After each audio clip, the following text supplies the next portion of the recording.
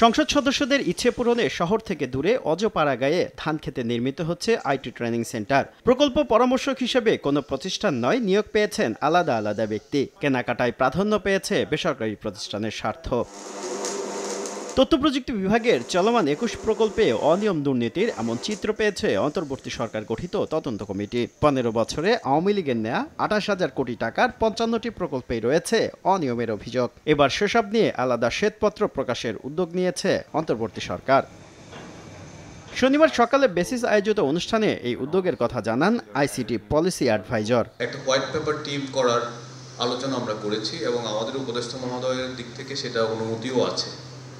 তো এখন আমরা কিছু পারফেক্ট ক্যান্ডিডেট খুঁজতেছি যে যারা আসলে কাজটা করতে পারবেন। বর্তমানে ব্রডব্যান্ড ও মোবাইল মিলিয়ে দৈনিক ৬,৪০০ জিবিপিএস ব্যান্ডউইথ ব্যবহৃত হয়। এর মধ্যে ২,৩০০ জিবিপিএস ব্যান্ডউইথ সরবরাহ করে ৭,৪০০ জিবিপিএস সক্ষমতার বাংলাদেশ সাবমেরিন কেবল কোম্পানি। বাকি ব্যান্ডউইথ ভারত থেকে আমদানি করে আরটিসি অপারেটররা।